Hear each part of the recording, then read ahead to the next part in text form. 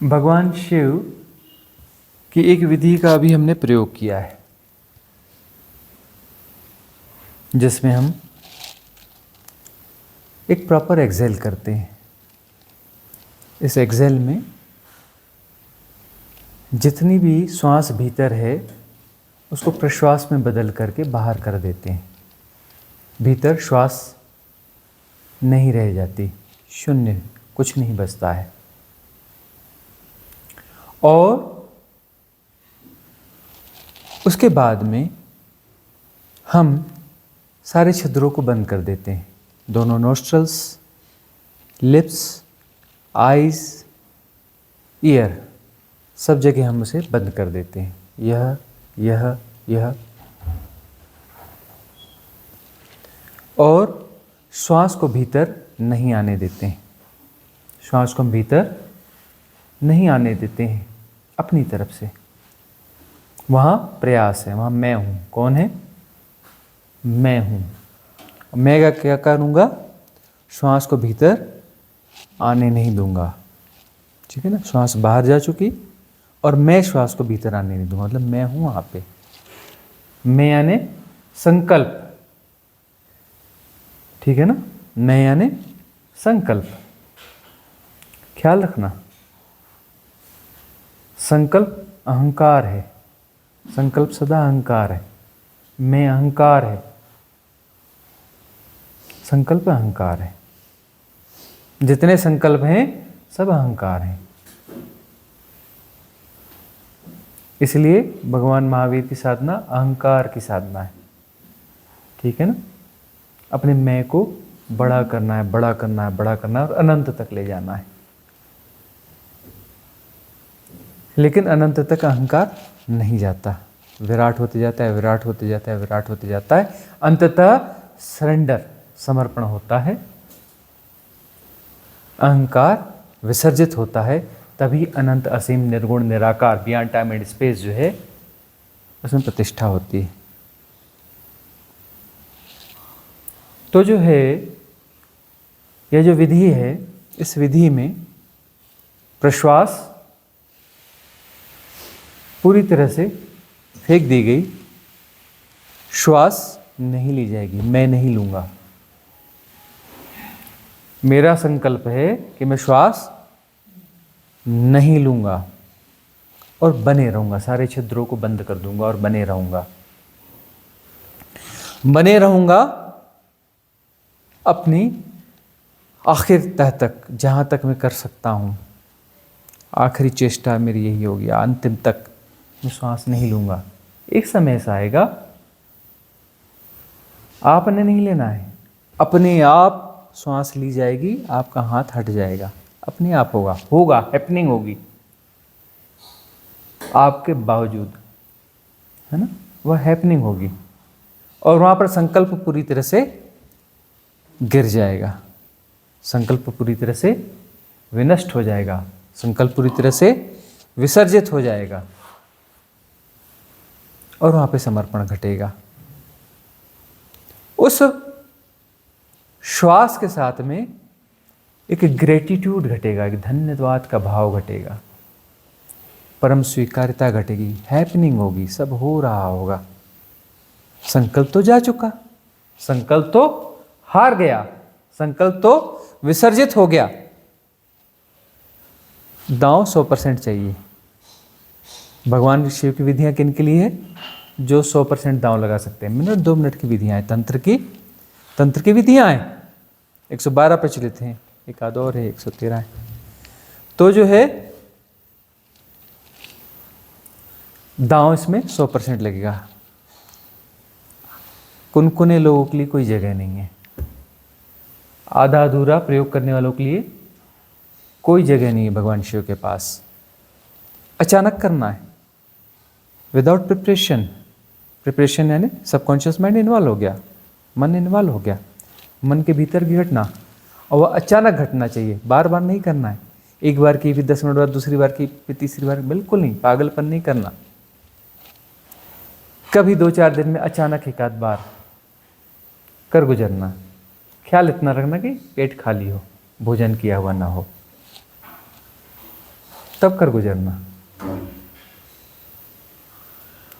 ठीक से प्रश्वास होनी चाहिए, संकल्प पूरा होना चाहिए। आधे अधूरे से बात नहीं बनती, आधे अधूरे से बात नहीं बनती है। तो ये जो दांव पूरा खेला जाता है और वहां पे संकल्प पूरी तरह से हारता है, संकल्प पूरी तरह से हारता है, उसे ही समर्पण कहते हैं। समर्पण कहते किसको है? जहां संकल्प पूरी तरह से हार गया। यदि संकल्प पूरा नहीं हारा तो फिर से खड़ा हो जाएगा, फिर से खड़ा हो जाएगा, अहंकार वापस खड़ा हो जाता है। अहंकार को तो कितनी चोटें लगती हैं संसार में, कितनी चोटें लगती हैं, लेकिन बार बार खड़ा हो जाता है। समर्पित होता है क्या? मजबूरी में झुक जाता है, ज्यादा ताकतवर मिल गया, ज्यादा कुछ हो गया तो मजबूरी में झुक जाता है, टेम्पररी। बाद में तो उठ खड़ा होता है, मुझे जानता नहीं, मैं निपटा दूंगा। गेम खेलता है, फिर अपना जो है कूटनीति लगाता है, चाणक्य नीति लगाता है, कुछ करता है और प्रयास करता है कि किस प्रकार से मैं वापस जीत जाऊं, वापस खड़ा हो जाऊं, और खड़ा होना शुरू हो जाता है वह। तो संकल्प जो है पूरी तरह से हारेगा, पूरी तरह से समर्पित होगा, पूरी तरह से नो मोर हो जाएगा, मर जाएगा, तब बात बनेगी। मरो हे जोगी मरो, मरो मरण है मीठा, तिस मरनी मरो जिस मरनी गोरख मरी दीठा। संकल्प को पूरा पूरा मरना पड़ेगा, आधा अधूरा मरेगा तो बात नहीं बनेगी। संकल्प जब पूरा मरता है तो उसे ही समर्पण कहा जाता है। समर्पण घटता है। संकल्प जब नहीं रहेगा तो समर्पण घटेगा। संकल्प बचा है तो समर्पण नहीं घटेगा। संकल्प और विकल्प की श्रृंखलाएं चलती रहेंगी, खेल चलता रहेगा, लीला चलती रहेगी। संकल्प जब पूरी तरह से विसर्जित होगा तभी समर्पण घटेगा। इसमें 100% चाहिए भगवान शिव की इस विधि में। अब प्रश्न आया है, इस विधि का फायदा क्या है? कि भाई मैं धंधा करूंगा तो मुझे कुछ बेनिफिट होगा, पैसा मिलेगा। मैं कुछ काम करूंगा तो कुछ बेनिफिट मिलेगा। योगा करूंगा तो मेरी सेहत बनेगी, है ना? कुछ भी करूंगा तो लाभ होगा, तभी तो करूंगा ना। हानि वाला धंधा क्यों करूंगा मैं, है ना? तो ये लाभ का धंधा नहीं है, ये हानि का धंधा है। और हानि 100% होनी चाहिए। कितनी होनी चाहिए? 100% होनी चाहिए। जिसका लाभ होगा वो दुर्भाग्यशाली है। हानि 100% होना चाहिए। तुम्हारे पास कुछ नहीं बचना चाहिए, दोबारा धंधा शुरू न कर सको। तुम्हारे पास करोड़ है, तुमने 99 लाख का नुकसान कर दिया, 1 लाख रुपए जेब में बच गया, तो 1 लाख से फिर धंधा चालू कर दोगे। फिर बोले लाख को फिर करोड़ बनाना है, फिर लाभ के धंधे में गुणा भाग में पड़ जाओगे। हानि कितनी होनी चाहिए?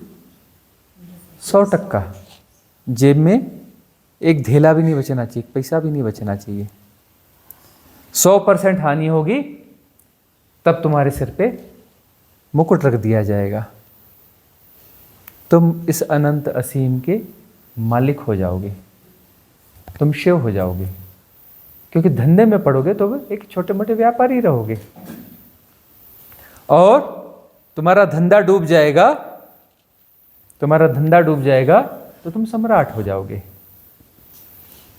तुम शिव हो जाओगे।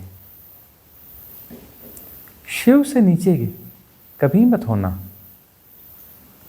मूर्खता कभी नहीं करना।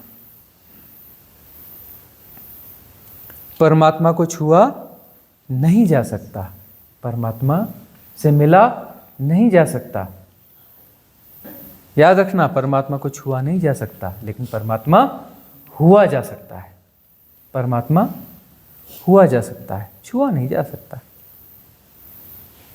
कितने भी सपने देख लोगे, कभी परमात्मा मिलेगा, उसके साथ बैठ के ताश खेलेंगे, कभी सपना पूरा नहीं होगा कि परमात्मा मिलेगा और रमी खेलेंगे उसके साथ में। ये सपना कभी पूरा नहीं होने वाला है। परमात्मा को कभी नहीं छुआ जा सकता, परमात्मा हुआ जा सकता है। शिव से कभी नहीं मिला जा सकता, शिव हुआ जा सकता है, क्योंकि शिव ही है, दूसरा कोई है ही नहीं। डुअलिटी कभी हुई नहीं, अद्वैत है, सदा से एक ही है। बार बार समझाते हैं हम, टूटा कभी है ही नहीं, दो कभी हुए ही नहीं, भ्रांति है। इस खोपड़ी की कमी है, बड़ी कमजोर है खोपड़ी, आईक्यू लेवल बहुत कम है इसका, है ना। इतना कम आईक्यू लेवल है, इतनी छोटी सी खोपड़ी है, मुश्किल से 400 करोड़ सेल्स हैं इसकी, सिर्फ छोटी मोटी मेमोरी है।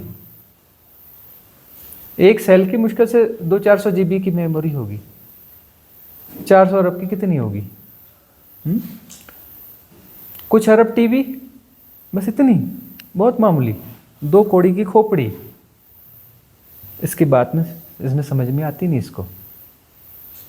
इसको बात समझ में आती नहीं। छोटी सी खोपड़ी, आईक्यू लेवल बहुत कम है, लेकिन आईक्यू लेवल इसके बावजूद हो सकता है, मेटाफिजिकल कुछ हो सकता है। आईक्यू लेवल तब भी बढ़ता है, इस खोपड़ी के पार जाके बढ़ता है। विज्ञान कहता है आईक्यू लेवल कांस्टेंट है, बाय बर्थ फिक्स हो गया, उसके आगे नहीं बढ़ेगा।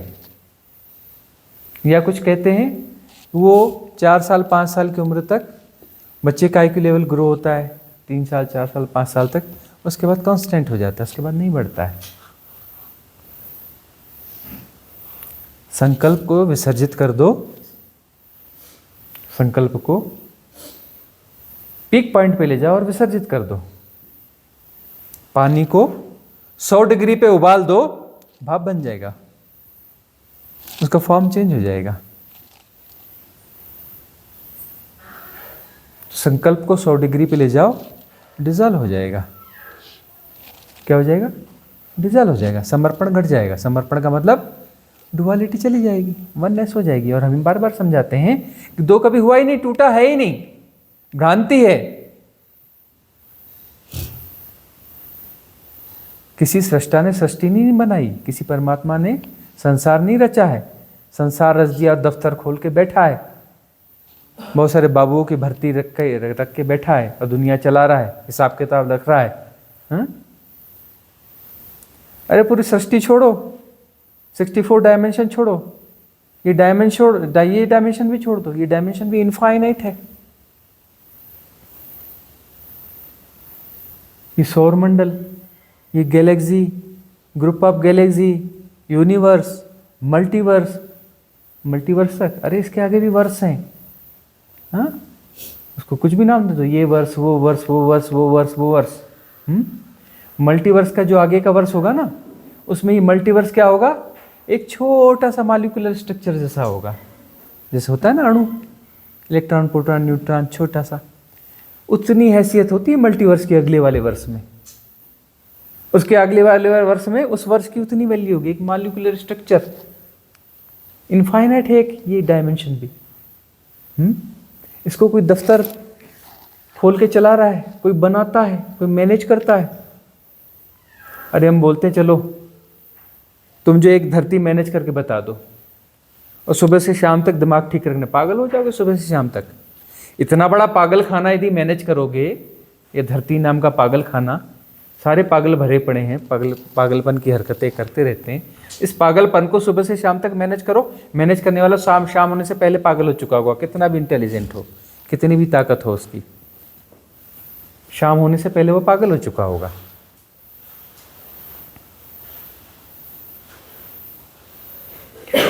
तो जो है कोई दुनिया है बनाने वाला है, इसलिए हम बार बार मजाक करते हैं उस गीत की, दुनिया बनाने वाले क्या तेरे मन में समाई, काहे को दुनिया बनाई। काहे बनाए भाई तूने? हमने हमें परेशान करने के बनाई? हाँ, मतलब हम पहले से थे और तू आके दुनिया बनाया और फिर हम आए तेरी दुनिया में। मतलब डुअलिटी तो पहले ही थी ना, डुअलिटी तो पहले ही थी। तूने हमें परेशान करने के लिए दुनिया बनाई, तो हमें परेशान कर रहा है, मतलब हम पहले से थे। तूने दुनिया बनाई, फिर हम तेरी दुनिया में आए और हम परेशान हो रहे हैं। उसका मतलब ये हुआ कि तेरी दुनिया में हम घुसे तो मूर्खता तो हम नहीं करी होगी, तेरी दुनिया में हम घुसे। हाँ, अरे अपने तर्कों को गौर से देखो तो सही, कौन से लॉजिक देते हो तुम? तुम्हारी लॉजिक में वर्थ कितनी है, गहराई कितनी है? किसी सृष्टा ने कोई सृष्टि नहीं बनाई, कभी नहीं बनाई। सृष्टा स्वयं सृष्ट हो रहा है, सृष्टा स्वयं सृष्ट हो रहा है, एक प्रोसेस है।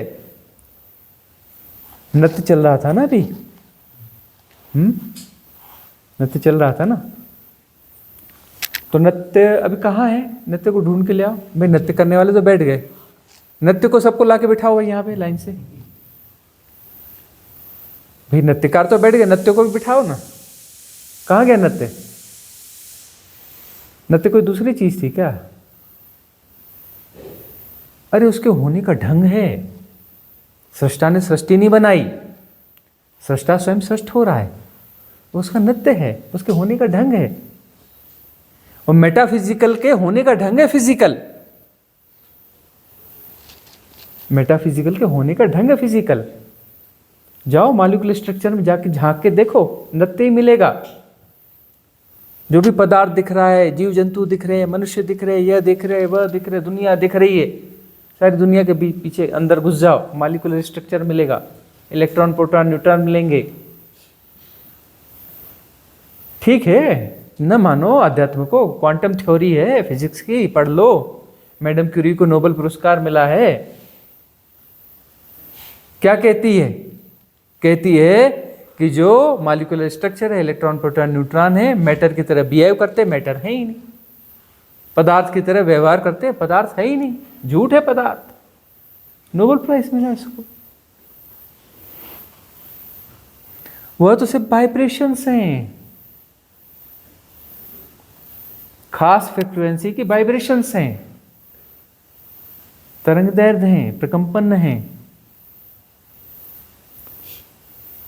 किसी लॉ को फॉलो कर रहे हैं जो उसमें इनबिल्ट है, अलग से कोई लॉ बनाने वाला नहीं है, उसी में इनबिल्ट है, उसके होने का ढंग है। उसके होने का ढंग है। कोई पदार्थ नहीं होता, लेकिन वैसा बिहेव करता है, वह उसके होने का ढंग है। द्वैत तो है ही नहीं, नृत्य और नृत्यकार दो नहीं है, उसके होने का ढंग है, दो नहीं है, एक ही है भाई। नृत्यकार अलग है, नृत्य अलग है, ऐसा नहीं होता। इसीलिए हमने कहा नटराज, नटराज यानी शिव का नृत्य करता हुआ रूप, उसका वो डांसिंग फॉर्म। डांसिंग फॉर्म क्या है? सृष्टि है। और शिव कौन है? डमरू वाले त्रिशूल वाले वो शिव नहीं है, वो डमरू वाले त्रिशूल वाले वह हैं जिन्होंने हमें विज्ञान के इस बारे में हमें बताया। और वो शिव तत्व, शिव का तो शिव तत्व, शिव तत्व का अर्थ जिसके बारे में उन्होंने बताया। अब कोई स्टार है दूर का, उसको किसी वैज्ञानिक ने खोजा कि ऐसा है वैसा है, उसके गुणधर्म बताए, तो हम क्या करते हैं? उस स्टार को किसका नाम दे देते हैं? उसी साइंटिस्ट का नाम दे देते हैं, उसी साइंटिस्ट का हम नाम दे देते हैं ना। तो वह जो है शिव तत्व,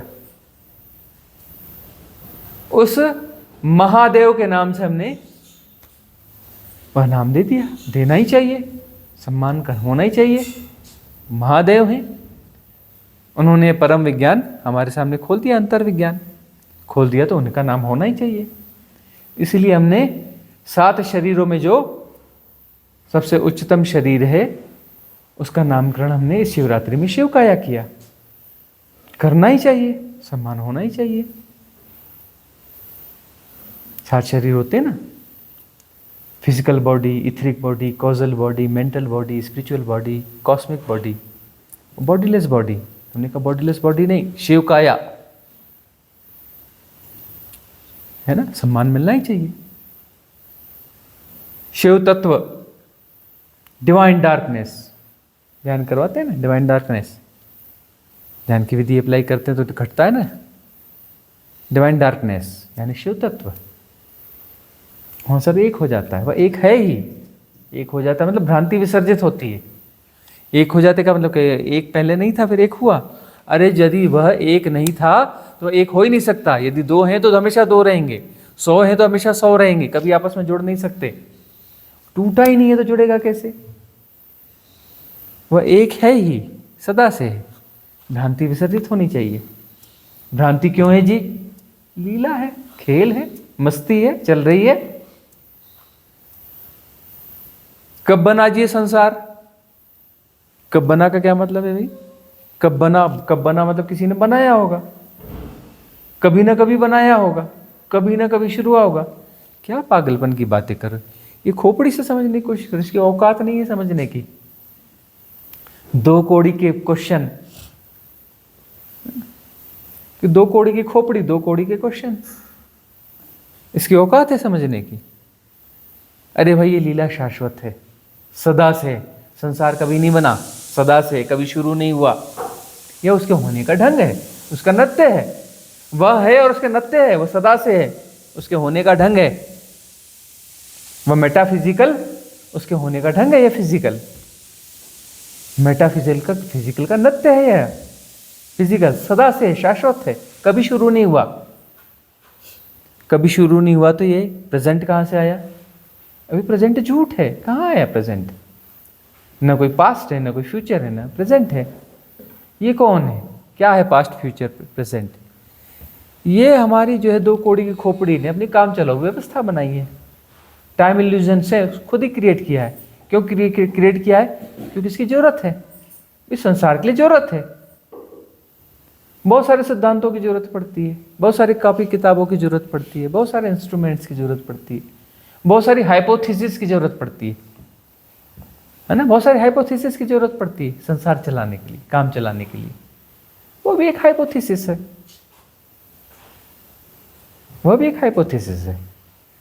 ना? अब यदि ये हाइपोथेसिस है तो एक हम हैं और एक परमात्मा है। तो मैं हूं, यह क्या है? झूठ है। तो परमात्मा है, वह भी क्या है? वह भी झूठ है। क्यों? मेरे अगेंस्ट ही तो परमात्मा खड़ा हो रहा है ना। परमात्मा कैसे खड़ा हो रहा है? मैं हूं जी और परमात्मा है जी। तो मैं झूठ है तो मतलब परमात्मा भी झूठ है, सीधी सी बात है। जब डुअलिटी नहीं है तो परमात्मा कौन सा परमात्मा, कैसा परमात्मा? जब मैं झूठ तो परमात्मा भी झूठ। इसलिए हम कहते हैं विसर्जित होना चाहिए। नेति नेति, मैं शरीर नहीं हूं, जानना पड़ेगा। मैं मन नहीं हूं, जानना पड़ेगा।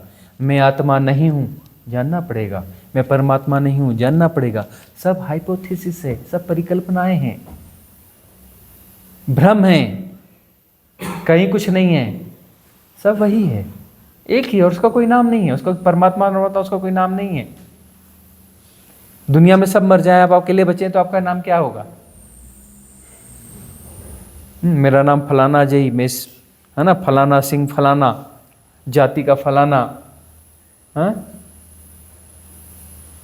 मैं यहाँ का रहने वाला हूँ, कुछ ऐसा होगा? ना कोई देश बचेगा, ना इलाका बचेगा, ना कुछ बचेगा, ना कोई एड्रेस बचेगा, कुछ नहीं बचेगा। तो जब वही है तो उसका काहे का एड्रेस, उसका काहे का नाम? और वही का मतलब कोई 2-4 हाथ वाला, 10 हाथ वाला, 2-4 सिर वाला, ऐसा कुछ होगा क्या? है वही है, मतलब एवरीथिंग इज, बस सब कुछ वही है। तो किस पागलपन में पड़े हो? लाभ हानि, ये लाभ हानि किसकी भाषा है भाई? सेपरेशन को जी रहे हो तो गुणा भाग में जियो। इसका क्या लाभ है, इसकी क्या हानि है? कोई लाभ हानि नहीं होती, सब मन के मैट्रिक्स से। काहे का लाभ, काहे की हानि? यहां पाकर भी कुछ नहीं पाया जाता और खोकर भी कुछ नहीं खोया जाता। कितना भी पालो कुछ नहीं पाया, इल्यूजन है। कितना भी खो दो कुछ नहीं खोया, सब इल्यूजन है। कभी यहां किसी ने कुछ नहीं पाया, किसी ने कुछ नहीं खोया। लेकिन नहीं जी, हमें पाना है, यह स्टडी करनी है, यह सिद्धांत है, यह फलाना है, यह ठिकाना है, यह वेद है, यह शास्त्र है, यह ग्रंथ है, ये बाइबल है, ये कुरान है, गुरु ग्रंथ है। डालो कूड़ा अपने दिमाग में, ढोते रहो कूड़ा। कूड़ा ढोने वाला कूड़ा है और उसको कोई ढो रहा है तो ढोने वाला तो चलता रहेगा ना, नहीं चलेगा। तो वो कूड़ा है, कूड़ा ढोने वाला। भ्रांति है, भ्रांति को कोई ढो रहा है, ठीक है। गधे खच्चर चल रहे हैं, उनका काम है कूड़ा ढोना, ढो रहे हैं। ढोते रहो जब तक ढोना है, फ्री विल है, कोई मनाही नहीं है, कूड़ा ढोते रहो।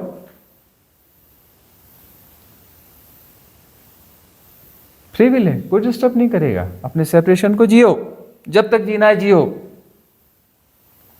लीला शाश्वत है, शाश्वत चलेगी। प्लेग्राउंड कभी खत्म नहीं होगा। ये प्लेग्राउंड हमेशा से अवेलेबल है, खेलते रहो। बच्चा सेपरेशन का खेल खेलते रहो। ये प्लेग्राउंड खराब हो जाएगा तो दूसरे तैयार हैं। हमारे यहाँ कभी होता ही नहीं, हमारी फैक्ट्री में, कि एक प्लेग्राउंड खराब हो गया तो अगला नहीं जी, मैच कैंसिल। हमारे यहाँ मैच कैंसिल नहीं होता। हमारे पास प्लेग्राउंड इनफाइनाइट है, हमेशा तैयार है ना। बेड खराब हो जाए तो दूसरा बेड देते हैं ना। तुम्हारा शरीर खराब हो जाएगा, दूसरा दे देंगे, चिंता मत करो। वो खराब हो जाएगा तो अगला दे देंगे। हमारा प्लेग्राउंड हमेशा से चलता रहे, दिख रहा है ना हमेशा। तुम जंगल काट दो, कुछ कर दो, है ना, तो क्या होगा, कैसा होगा, फलाना होगा। काला पानी है ना अंडमान निकोबार द्वीप समूह में, कितने पेड़ काट दिए थे अंग्रेजों ने, सब वो जेल बना दी थी ना। बाद में किसने, हाँ, सेल्यूलर जेल। किसने प्लांटेशन, कौन सी गवर्नमेंट ने प्लांटेशन किया वहां? अरे भाई जब वो सब उठ गए, द्वीप खाली हो गया, पेड़ अपने आप उगाए, जंगल अपने आप उगाया, अपने आप उगाया ना।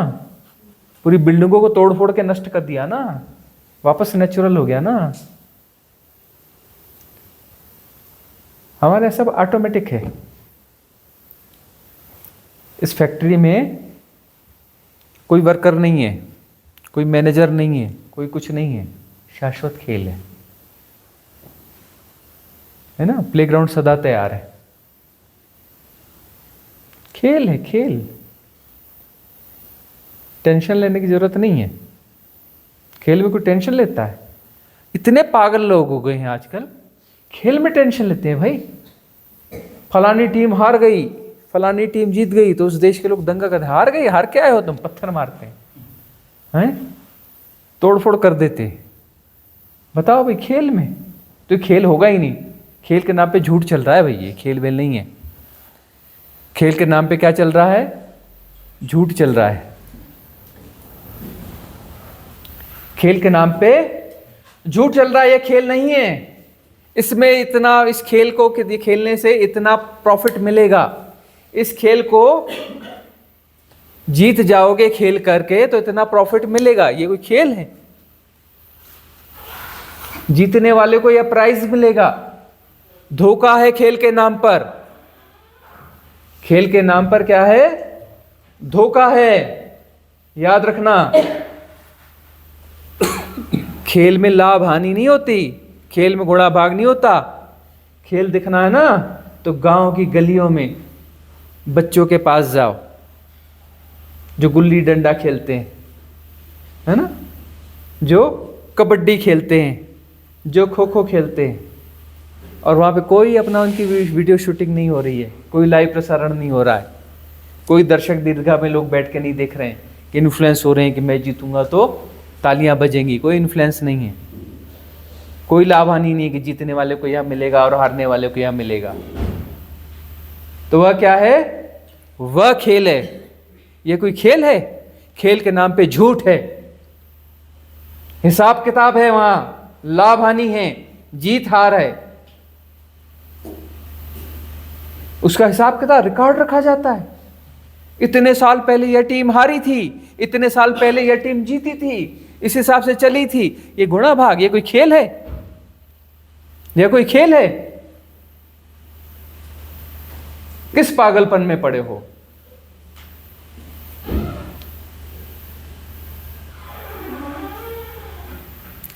लाभ हानि के हिसाब किताब में पड़े हो? आध्यात्म कोई लाभ हानि है? आध्यात्म का अर्थ होता है बही खातों को जला देना, हिसाब किताब को जला देना। हमने न जाने कौन कौन से हिसाब किताब संभाल संभाल के रखे, कौन से सिद्धांत संभाल के रखे हुए, जाने क्या क्या संभाल के रखा हुआ है।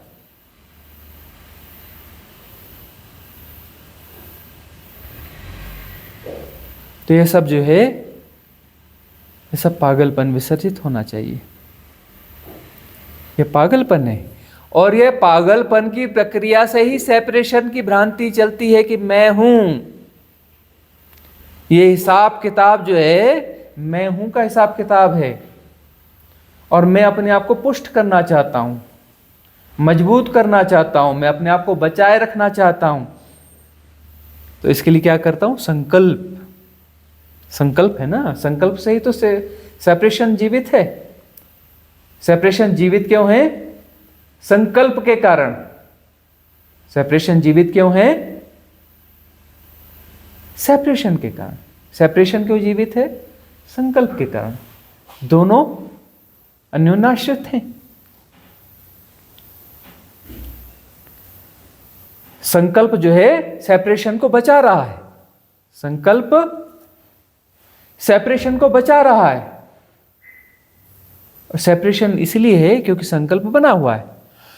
वो जो सारे पैटर्न्स आपके सबकॉन्शियस माइंड में हैं, सारे पैटर्न जो आपके सबकॉन्शियस माइंड में हैं, वो क्या कर रहे हैं? कुछ निश्चित प्रक्रिया कर रहे हैं ना।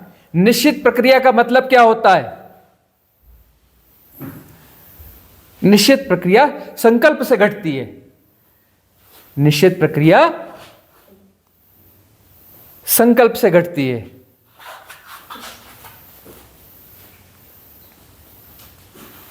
सारी निश्चित प्रक्रियाएं संकल्पों का परिणाम है। सारी प्लानिंग्स संकल्पों का परिणाम है। फिर हम कहते हैं व्यवहारिक सत्य अपनी जगह काम करते रहेंगे, इनकी कुछ उपयोगिता भी होगी, सृष्टि में कुछ व्यर्थ होता नहीं है।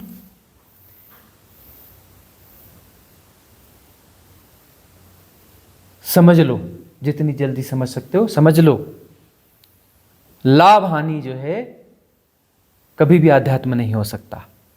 लाभ हानि कभी भी आध्यात्म नहीं हो सकता, है ना। यदि समझना ही है तो इस ढंग से समझो। या मत पूछो कि इसका लाभ क्या है, यह पूछो कि हानि 100% होगी कि नहीं होगी। ठीक है ना। हानि कितनी होनी चाहिए?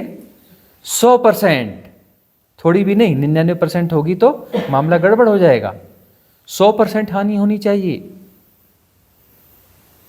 संकल्प पूरी तरह से विसर्जित होना चाहिए, लेकिन डर लगेगा। जब भी संकल्प पूरी तरह से विसर्जित होने की घड़ी आएगी तो डर लगेगा। उस डर से इन्फ्लुएंस मत हो जाना। विधि कराई ना, डर गए ना सब लोग। 2 मिनट की विधि भगवान शिव की, तंत्र की विधि, परम विधि, 2 मिनट की विधि कराई। फेंक दो सारी श्वास पूरी, बचाना नहीं, भीतर कुछ नहीं बचाना। पेट पीठ से चिपक जाए, प्रश्वास पूरी तरह से बाहर हो जाए। प्राण किसको बोलते हैं? श्वास को। प्राण पूरी तरह से बाहर कर दो, होना ही नहीं चाहिए प्राण भीतर। और सारे छिद्र बंद कर दो, सारे इन्फ्लुएंस के डोर बंद कर दो। आंख बंद कर दो, कान बंद कर दो, नाक बंद कर दो, लिप्स क्लोज। प्राण भीतर मतलब मृत्यु, महामृत्यु। आने मत दो श्वास को भीतर। संकल्प को वहां लगा दो। मन बोलेगा बेवकूफी है, मन बोलेगा नहीं ऐसा नहीं करना, मर जाओगे। उसके बावजूद सारे छिद्रों को बंद रखना और अपनी तरफ से सांस नहीं लेना।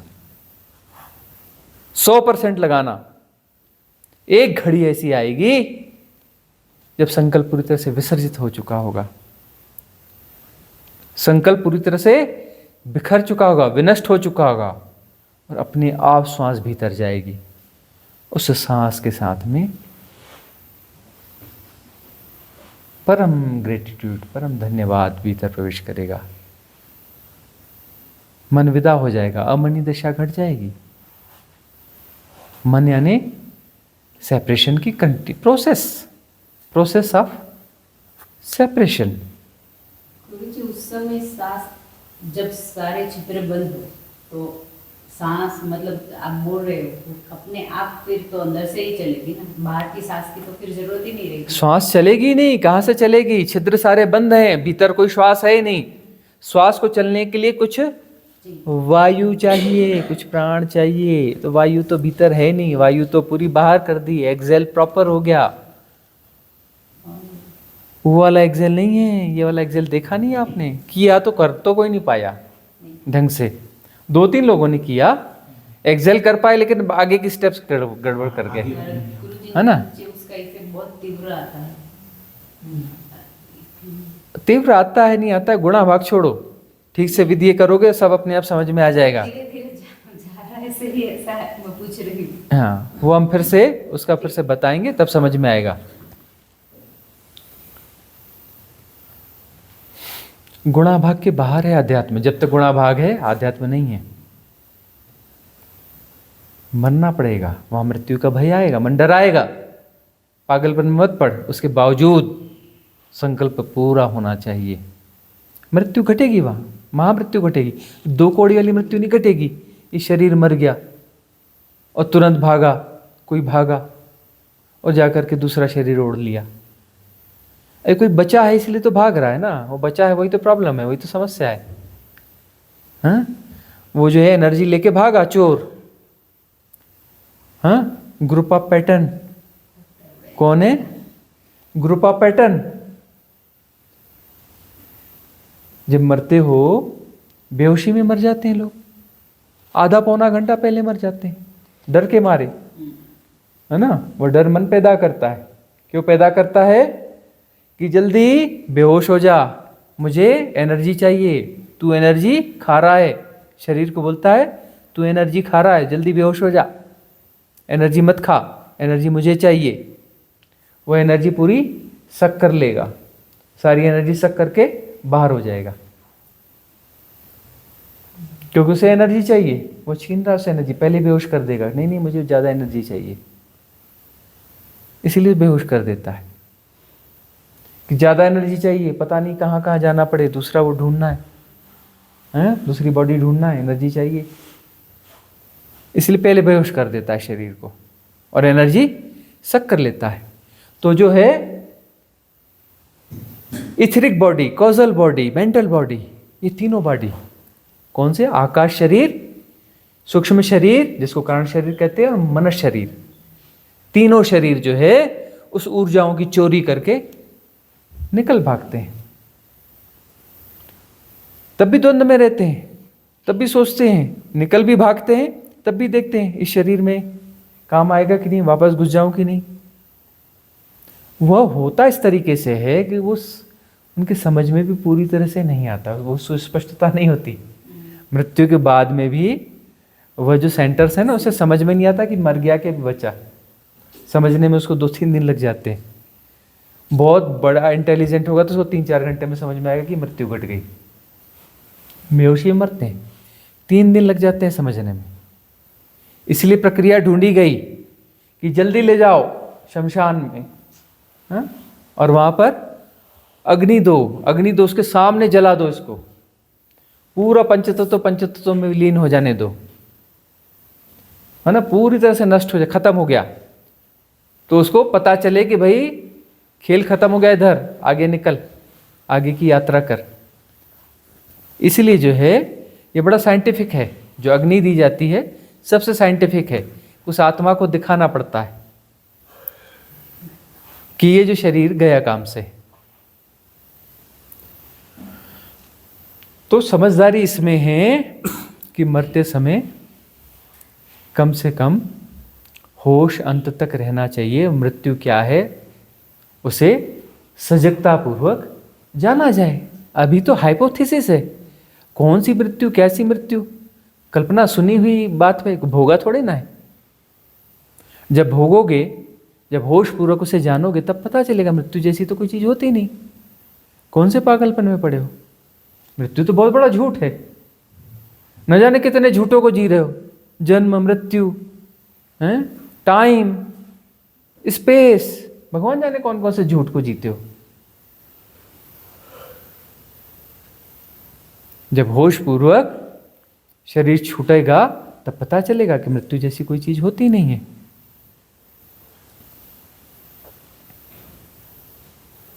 तो होश, इसलिए हम कहते हैं होश की साधना। होश, धीरे धीरे होश को बढ़ाओ। पार्ट टाइम साधना नहीं होती, घंटे 2 घंटे की साधना नहीं होती, है ना। होश को बढ़ाओ। होश को बढ़ाओगे तो व्यर्थता का बोध सघन होगा। व्यर्थता का बोध सघन होगा तब जो है दांव लगा पाओगे। संकल्प को उस आखिरी बिंदु तक ले जा पाओगे। संकल्प को उस आखिरी बिंदु तक ले जाओगे तब वो विसर्जित होगा। और संकल्प जब आखिरी बिंदु पर जाकर 100% जब विसर्जित होगा तभी समर्पण घटेगा। समर्पण पार्शियल नहीं होता है, आधा समर्पण नहीं होता है, आधा अधूरा समर्पण नहीं होता है। समर्पण या तो होता है या नहीं होता है, मतलब 100% होगा या बिल्कुल नहीं होगा। जो ग्रेजुअल पार्ट, जो आधा अधूरे समर्पण की बात करते हैं ना, नकली लोग हैं, झूठे लोग हैं। समर्पण घटा ही नहीं। कई बार कहते हैं ना एक गुरु से, गुरु जी पहले बड़े अच्छे थे, अब गड़बड़ हो गए। पहले हमारा पास समर्पण था, अब वापस ले लिया। ले ली। अरे समर्पण के बाद तुम बचोगे कहाँ? कौन वापस लेगा? और समर्पण यदि वास्तव में घट गया तो शिष्य तो घट गया, शिष्य तो घट गया, उधर गुरु तो घट गया। तुम्हारा तो काम बन गया ना।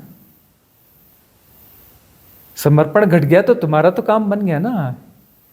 तुम्हारी अवस्था तो ऊंची हो गई, तुम्हारा तो पतन नहीं हो सकता। तो समर्पण तो तुम्हारा घटा ही नहीं, और तुम समर्पण फिर वापस नहीं ले सकते। समर्पण कभी कोई वापस नहीं ले पाया, क्योंकि ग्रेजुअल होता ही नहीं, पार्शियल होता ही नहीं, हिसाब किताब होता ही नहीं। लाभ हानि 25%, 50%, ये क्या है? गुणा भाग है। बोले 10% समर्पण हुआ है, 20% हुआ है, 99% हुआ है, ये क्या है? गुणा भाग है, लाभ हानि है। आध्यात्म स्पिरिचुअलिटी लाभ हानि नहीं है, गुणा भाग नहीं है, हिसाब किताब नहीं है। या तो होता है या तो नहीं होता है, बीच का कुछ नहीं है। मैं ऐसा मानता हूं जी, मैं ऐसा जानता हूं जी, मैं ये नहीं मानता जी, मैं ये नहीं करता जी, ये सब बीच के चोचले हैं। ये विधि तो गुरु जी संकल्प नहीं, समर्पण ही हुई ना। संकल्प से शुरू होगी, संकल्प परम पे जाएगा और संकल्प विसर्जित होगा और समर्पण घटेगा। कंप्लीट विधि है 2 मिनट के अंदर। भगवान शिव की विधि है, तंत्र, हाँ, तंत्र की विधियों में से एक विधि है यह। अगला प्रश्न आपका है। प्रणाम स्वामी जी। इस विधि से मैं गिर जाता है, अहंकार गिर जाता है, क्या हूँ बचता है या सूक्ष्म अहंकार बचता है? और अगर बचता है तो उसका बेस क्या है? क्या पूर्व के प्रारब्ध कर्म का बेस है उसका? प्रश्न गहरा है और प्रश्न अच्छा है, क्वालिटी है प्रश्न में। इसमें इस विधि के बाद क्या विसर्जित होगा, कहां तक विसर्जित होगा और क्या बचेगा, प्रश्न बहुत गहरा है। इसमें सेपरेशन विसर्जित हो जाएगा।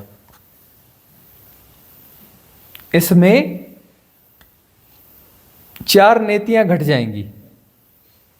मैं यह भौतिक शरीर नहीं हूं, मैं यह आकाश शरीर नहीं हूं, आकाश काया नहीं हूं, मैं यह सूक्ष्म काया नहीं हूं, कारण शरीर नहीं हूं, मैं यह मनस काया नहीं हूं, मनस शरीर मेंटल बॉडी नहीं हूं।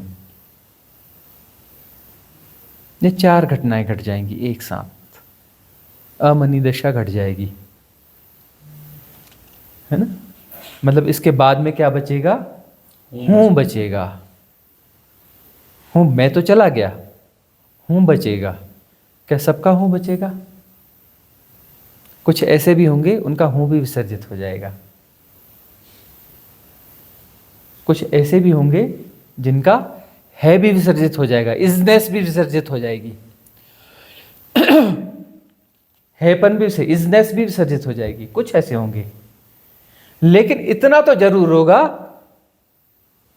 कि मैं जरूर विसर्जित हो जाएगा।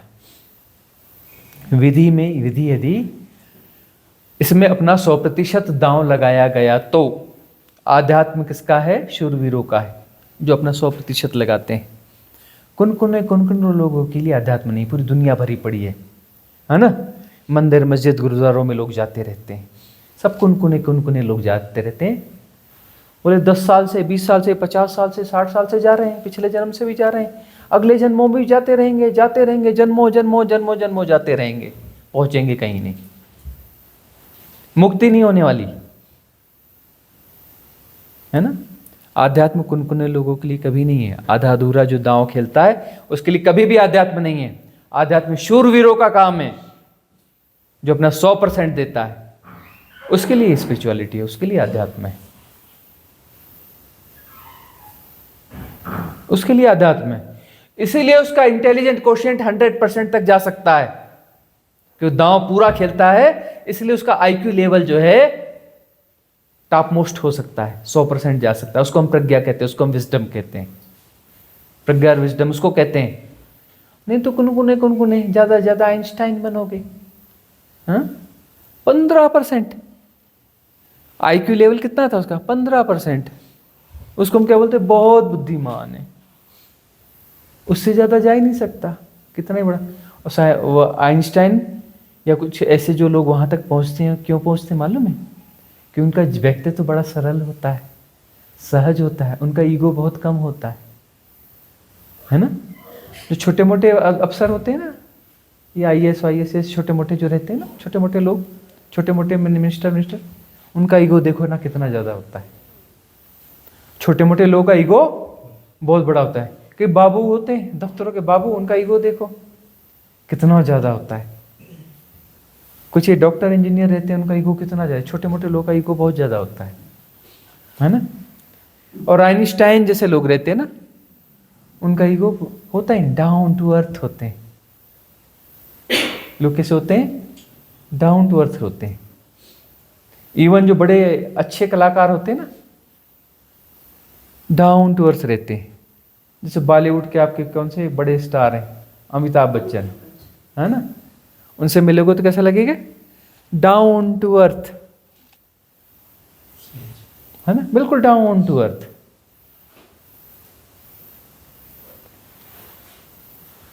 जो सच में थोड़े होते हैं ना, कुछ थोड़े भी बेहतर होते हैं, वो डाउन टू अर्थ होते हैं। तो जो है आईक्यू लेवल 100% तभी होगा जब दांव 100% लगेगा।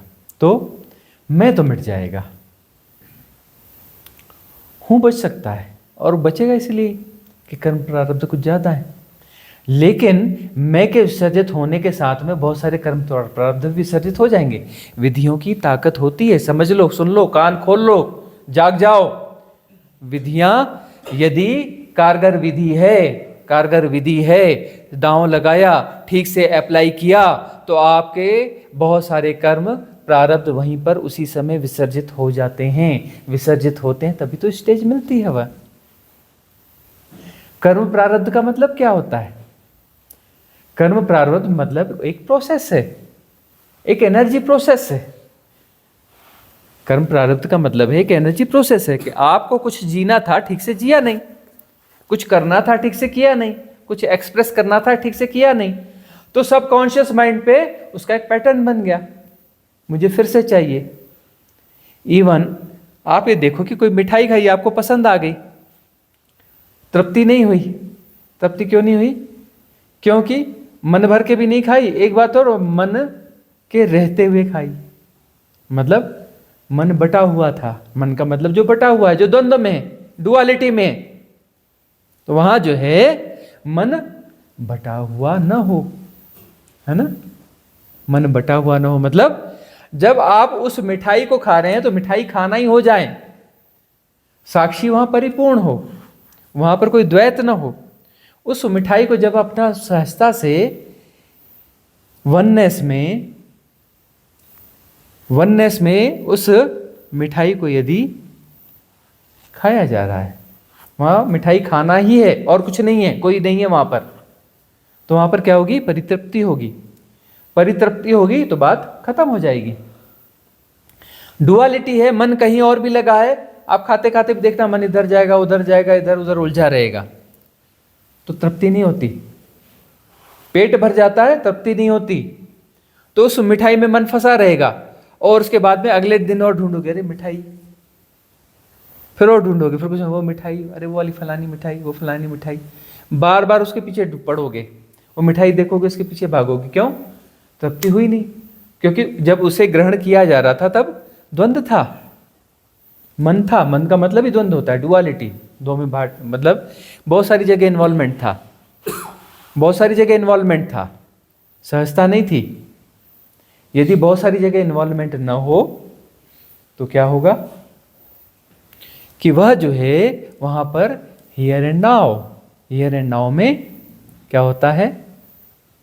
परमात्मा बड़ा स्वादिष्ट होता है, परमात्मा बड़ा स्वादिष्ट होता है, चबा चबा के आनंद लेके खाया जाता है। परमात्मा बड़ा आनंद लेके खाया जाता है, अन्न ब्रह्म हो जाता है। हमें थोड़ा छोटा लगता है, अन्न ब्रह्म हो जाता है ना, बात थोड़ी छोटी है।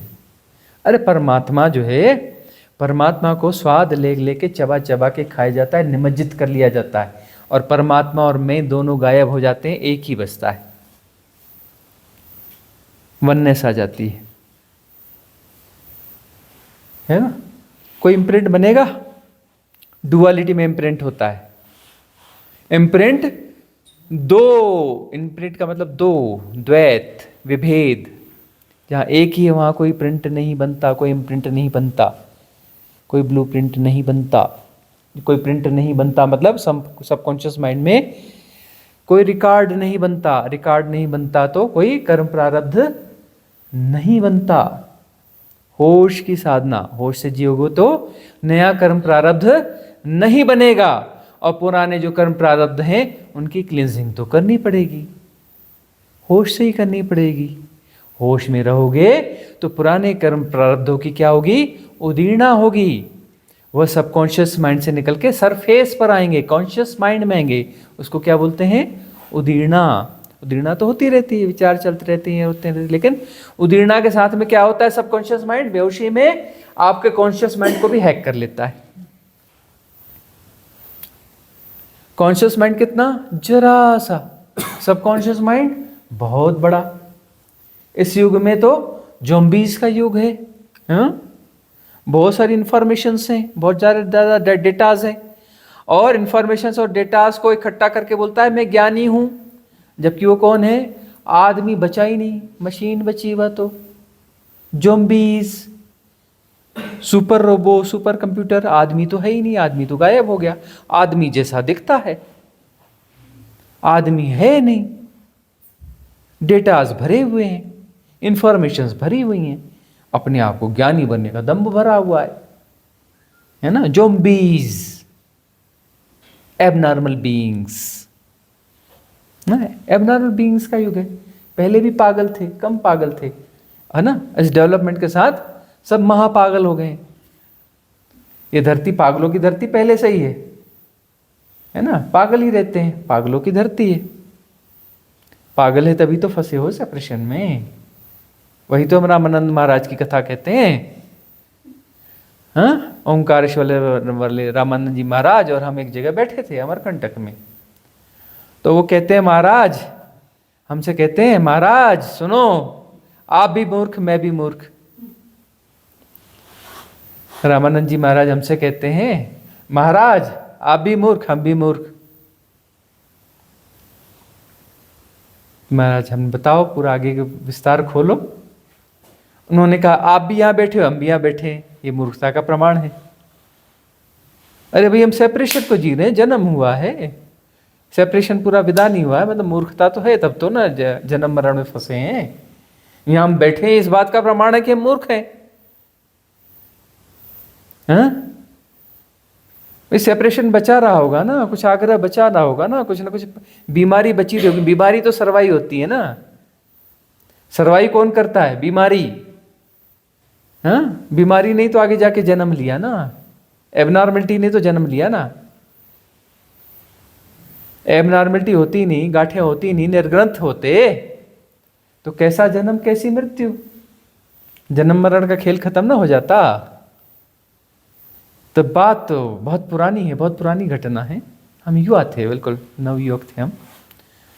बात तो भीतर घुस गई रामानंद जी महाराज की। हमने कहा महाराज बात तो 100% की है, बात 100% की है कि हम मूर्ख हैं तभी तो जन्म लिया है, मूर्ख हैं तभी तो जन्म लिया है, नहीं तो जन्म होता कैसे। ये हमारी मूर्खता का प्रमाण है कि हम सेपरेशन को जी रहे हैं। तो सेपरेशन यानी क्या? प्रोसेस। सेपरेशन एक प्रोसेस है, हमारी मूर्खता की प्रोसेस है। जिन चीजों को हम ठीक से नहीं जी पाए, ठीक से नहीं भोग पाए, बेहोशी में रहे, द्वंद्व में रहे, हम उसको फिर से जीना चाहते हैं, रिलीव करना चाहते हैं। क्या करना चाहते हैं? रिलीव करना चाहते हैं। फिर से मिठाई खाते हैं। मिठाई समझ लो, लाखों किस्म की मिठाई होती है। गंदी बात भी बोल देते हैं, फिर से संबंधों में जाना चाहते हो। ठीक से जिया ही नहीं है ना, ठीक से मिठाई खाई नहीं। होश में रहते तो पता चलता मिठाई विठाई कुछ नहीं है, काहे घन चक्कर बने हो, काहे की मिठाई है, घन चक्कर का प्रोसेस है। या फिर वननेस, उसमें परमात्मा ही है, परमात्मा ही हो जाओगे। तो रिलीविंग का मतलब क्या है? यदि कोई होश के साथ जी रहे हो, अपने होश को साध रहे हो, तो होश को साध रहे हो तो क्या होगा? उदीर्णा तो वैसे भी हो रही थी, पहले उदीर्णा हो रही थी तो क्या हो रहा था? सबकॉन्शियस का माइंड का पैटर्न ज्यादा शक्तिशाली था। कॉन्शियस माइंड उनिंदा उनिंदा, तो उसने पहला क्या काम करना है? सबकॉन्शियस माइंड के पैटर्न ने बचे हुए कॉन्शियस माइंड को हैक करना है, हैक करके ऑपरेट करना है। बेहोशी पूरी हो गई, बेहोशी में सारे काम चल रहे हैं। जो थोड़ा मोड़ा होश था वो भी हैक हो गया, है ना। ज़ोंबीज़ का तो बहुत जल्दी हैक होता है, होता ही 2-3-4% है कॉन्शियस माइंड। 96-97% क्या होता है? सबकॉन्शियस माइंड होता है। किसान मजदूरों का होता है 12-15% कॉन्शियस माइंड। ये पढ़े लिखों का नहीं होता, पढ़े लिखे तो ज़ोंबीज़ होते हैं, जो ज़्यादा टेक्निकल होते हैं ना, ज़ोंबीज़ होते हैं।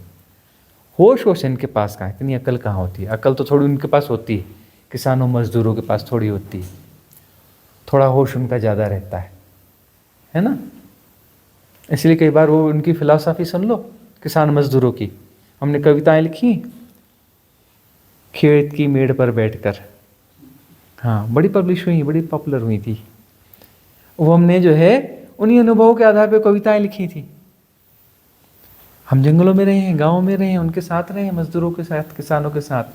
कुछ किसान मजदूर हमें जो है उनसे जो बात हुई तो अनुभव हमें इतने अच्छे लगे वह, कि वह जो हमने उकेर दी, उन अनुभवों को कागज़ पर उकेर दिया, कविताएं बन गई। कविताओं को उस समय में हम अखबारों में छपते रहे, आकाशवाणी में, रेडियो में आती रही। युवा थे तब हम रेडियो टीवी पे आते रहते थे, अखबारों में छपते रहते थे। तो क्या है, उदीर्णा तो होती है। यदि होश की साधना है तो उदीर्णा होगी। हम होश को संभाले रखेंगे, उदीर्णा जिस चीज की होगी वो दिखेगी, वो पैटर्न दिखेगा। पैटर्न को हम देखते रहेंगे, पैटर्न को हम क्या करते रहेंगे? देखते रहेंगे। कैसे देखेंगे? सम्यक दृष्टि से देखेंगे, समता के भाव से देखेंगे। उस पर हम रिएक्ट नहीं करेंगे, उसको हम एनालाइज नहीं करेंगे, उसको समझने की कोशिश नहीं करेंगे, उसको हम बांटेंगे नहीं, कैटेगराइज नहीं करेंगे।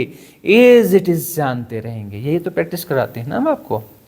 No as it is, don't react, don't analyze, don't try to understand, don't define, don't categorise.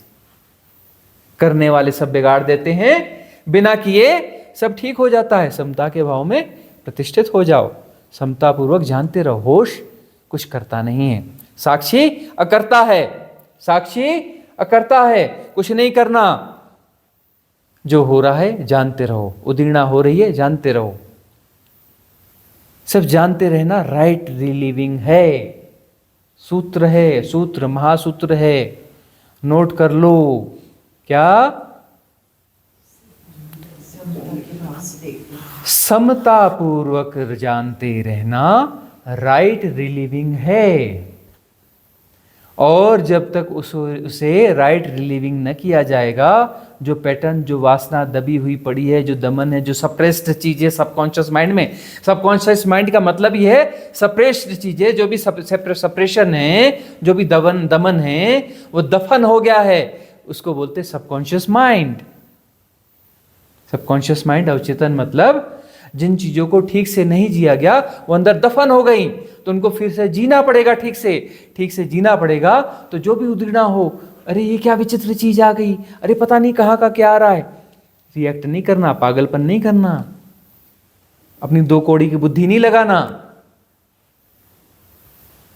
जो हो रहा है होने देना, एक्सेप्ट एज इट इज, जैसा कि तैसा स्वीकार करना, एनालाइज नहीं करना, ज्ञानी मत बनना। ज्ञानी गड्ढे में गिरता है, ज्ञानियों की मुक्ति नहीं होती, याद रखना। ज्ञानी गोल गोल चक्कर मारते हैं, जन्म मृत्यु। ज्ञानी नहीं बनना, समता में प्रतिष्ठित रहना, जो हो रहा है उसको जैसा का तैसा जानते रहना। जानते रहना मतलब प्रयास नहीं, एफर्टलेस नोइंग, जाना जा रहा है। करता तो है नहीं, साक्षी तो करता नहीं होता, जो करता है वह साक्षी नहीं है ना? कोई डूअर नहीं होता साक्षी। तो साक्षी यानी कि जो जैसा हो रहा है, जाना जा रहा है, उसे ही राइट लिविंग कहते हैं, उसे ही होश कहते हैं, उसे सजगता कहते हैं। तो वह जो उदीर्णा होगी और अपना स्वरूप वो प्रकट करेगा, उसे देखा जाएगा, वो अपना खेल खेलेगा, खेल खेलकर उसकी निर्जरा हो जाएगी। निर्जरा क्यों हो जाएगी? उसने खेल खेला तो ऊर्जा खर्च हुई। भाई कोई भी खिलौना बैटरी वाला चलाते हो तो चलेगा, तो उसमें बैटरी खर्च नहीं होगी। जब उसकी बैटरी खत्म हो जाएगी तो खेल खत्म हो जाएगा, ठीक है ना? तो उसका खेल खत्म हो जाएगा। उस खेल क्यों खत्म हो गया भाई उसका? क्योंकि हम समता में प्रतिष्ठित थे, हम अपना खून उसे नहीं पिला रहे थे। वो पैटर्न यानी क्या है? फॉर्म ऑफ एनर्जी, है ना? और हम तो प्योर फॉर्म ऑफ एनर्जी। हमारी बीइंग क्या है? एनर्जी तो है। हमारी बीइंग क्या है? एनर्जी है। और अपना खून पिलाना हमने बंद कर दिया। सबकॉन्शियस माइंड के पैटर्न पलते कैसे हैं? हम अपना खून पिलाते हैं बेहोशी में, है ना? सबकॉन्शियस माइंड यानी बेहोशी। सबकॉन्शियस माइंड माने एक ऑटो सिस्टम है। ऑटो सिस्टम से हम अपना खून उन्हें पिला रहे हैं, उन्हें पाल रहे हैं। खटमल हमारे शरीर में हमारा खून पी रहे हैं, काट रहे हैं, तकलीफ दे रहे हैं, और हम उसको पुचकारते हैं, बेटा अच्छे से पी ले, भूख तो नहीं लगी? और भूख लगेगी, और पी ले बेटा, और पी ले बेटा, और पी ले बेटा। हाँ, इसको समझदारी बोलते हो? खटमल को बोलते हो बेटा और पी ले, और पी ले, बच्चे पैदा कर रहे हैं, और कर बेटा, और कर बेटा, और जगह है, और खून है बेटा, और आ जाओ पी लेना, खून पी लेना। तो जो है फॉर्म ऑफ एनर्जी, हम जो है प्योर एनर्जी हैं। हमारा होना एनर्जी है, और अपनी एनर्जी कहाँ बर्बाद कर रहे हैं? इन खटमलों को पिला रहे हैं खून, है ना? सबकॉन्शियस माइंड के पैटर्न्स को खून पिला रहे हैं। तो उसकी उदीर्णा हुई, उसने अपना प्ले किया, और प्ले को समतापूर्वक जाना जा रहा है। मतलब फीडिंग क्लोज है, फीडिंग नहीं की जा रही। होश में फीडिंग नहीं होती, तो फीडिंग नहीं होगी तो वह डिसॉल्व हो जाएगा। कैसा हो जाएगा? डिसॉल्व हो जाएगा। फिर अगली उदीर्णा होगी। यही तप है। तप का मतलब क्या है? प्रतिष्ठित रहना समतापूर्वक। और ये सारा गेम होगा, होते रहेगा। शुरू में एक उदीर्णा होगी, बड़ा टाइम लेगा। टाइम इल्यूजन में फंसे हो ना, लेकिन एक उदीर्णा होगी ना, तो टाइम इल्यूजन कहीं ना कहीं से थोड़ा सा क्षय होगा उसका। अगली उदीर्णा होगी, कम समय लगेगा। अगली उदीर्णा रहेगी, समता प्रतिष्ठित रहोगे, कम समय लगेगा। अगली उदीर्णा में और कम समय लगेगा, उसका डिसॉल्व होने में, निर्जरा होने में कम समय लगेगा।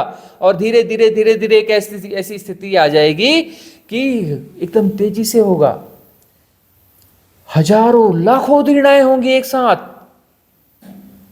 हजारों लाखों उदीर्णाएं होंगी एक साथ। और चूंकि हम प्योर हो चुके हैं, हमारा होश ज्यादा सघन हो चुका है, सबकॉन्शियस माइंड का कचरा हट रहा है, मतलब हमारा होश सघन हो रहा है, ज़्यादा सघन हो गया है। तो ढेर सारी उदीर्णाओं को हम देख पाएंगे समतापूर्वक, और सारी लिविंग एक साथ हो जाएगी और एक साथ वो डिजॉल्व हो जाएंगे। अरे होने दो सबकॉन्शियस माइंड में करोड़ों अरबों खरबों खरबों पैटर्न्स होने दो, सबकी सफाई हो जाएगी। और ये विधियां क्या हैं? विधियां ऐसी हैं कि एक विधि को दांव लगाओ ईमानदारी से, करोड़ों करोड़ों करोड़ों पैटर्न एक विधि के होते होते डिजॉल्व हो जाएंगे, विधि के पूरे होते होते ही डिजॉल्व हो जाएंगे। और कन्वर्सेशंस क्या है? ये भी क्लिनजिंग प्रोसेस है। उतरने दो अपने भीतर इन कन्वर्सेशंस को, इन वाणियों को। तुम यदि गुणा भाग लगा रहे हो, ये तो 100 बार बता चुके, अरे इसी को बार बार क्यों बोलते हैं? उलझ जाओ गुणा भाग में, रिएक्ट कर दिया, एनालाइज कर दिया, डिफाइन कर दिया, भोगोगे। उतर जाने दो भीतर। करोड़ों करोड़ों कर्म प्रारब्ध डिजॉल्व हो जाएंगे, पैटर्न डिजॉल्व हो जाएंगे। कर्म प्रारब्ध का क्या मतलब था? पैटर्न जो रिलीव करना चाहता है, पैटर्न जो रिलीव करना चाहता है वो कर्म है। ऐसे ही हूँ डिजाइल होगा, हाँ, और फिर है बच जाएगा, वह भी हो जाएगा, धीरे धीरे सब हो जाएगा। और वह हमारी त्वरा पर निर्भर करता है, वो हमारी त्वरा पर निर्भर करता भी है। कुछ दाव लगाना होता है, या मैं भाई क्या दाव काफी होता है? नहीं नहीं, हूं में भी, वहां पर भी दांव तो लगेगा। हूं का मतलब है कि संकल्प अभी है, हूं संकल्प बाकी है, सूक्ष्म संकल्प बाकी हैं, उन्हें भी विसर्जित होना पड़ेगा। दांव जो है लगाते चलो, जहां तक लगा सकते हो लगाते चलो। एक्सेप्टेंस लाते रहो। जो भी है, जो विधियां दी जा रही हैं, इसलिए कहते हैं कि गुणा भाग न लगाओ। गुरु ने कहा ऐसा करो, कर गुजरो। गुणा भाग लगाते रहोगे तो 100% इन्वॉल्व नहीं हो पाओगे, क्योंकि गुणा भाग बीच में आ गया। ऐसा ऐसा वैसा कर ही नहीं पाओगे 100%, है ना? जो है कर गुजरो, जो गुरु ने कहा दांव लगा दो। बीच में बुद्धि नहीं लगाना, बुद्धि लगाओगे तो फंस जाओगे, है ना?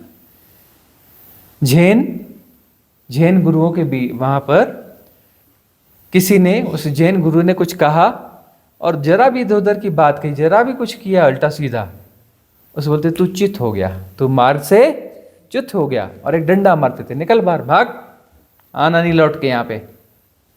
बुद्धिमान है ना, ज्ञानी है, ज्ञानी की कोई जरूरत नहीं, खींच के डंडा मारते थे, लात मारते थे, कहते निकल यहां से, तू मार्ग से च्युत हो गया, आश्रम का दरवाजा तेरे लिए बंद। आया क्यों यहाँ पे? आधा अधूरा था तो आने की जरूरत क्या थी?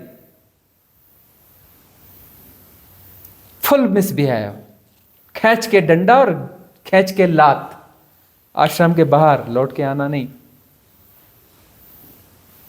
सजग रहना पड़ता था शिष्य को, साधक को,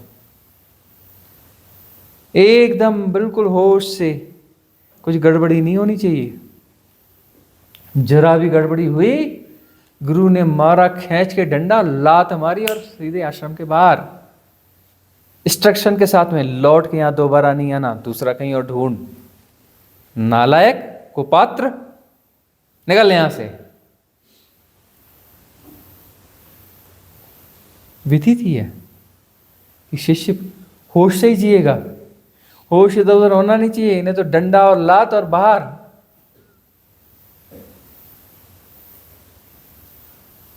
गुरु ने कहा छलांग मार दो, कर गुजरो, गुणा भाग नहीं लगाना। गुणा भाग लगाओगे डूब जाएगी नैया, गुणा भाग लगाने वालों की नैया डूब जाती है।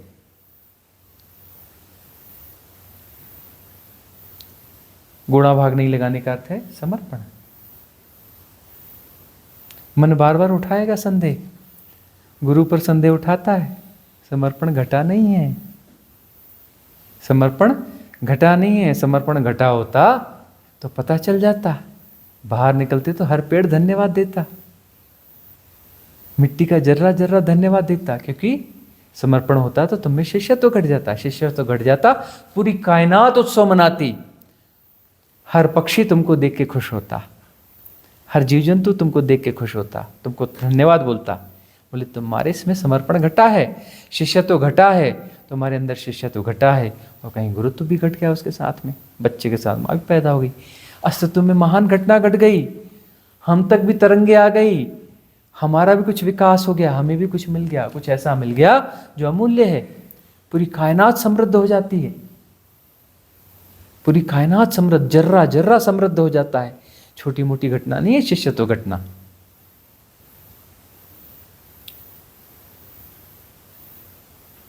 दांव लगाना पड़ता है तब होता है। कुछ और प्रश्न आ रहा है आपका? हाँ, हूँ से हैं कि यात्रा में यहीं पर 48 मिनट का जो बात है कि निर्विकल्प 48 मिनट ठहरते हैं तो है की स्थिति उत्पन्न होती है। बिल्कुल सही।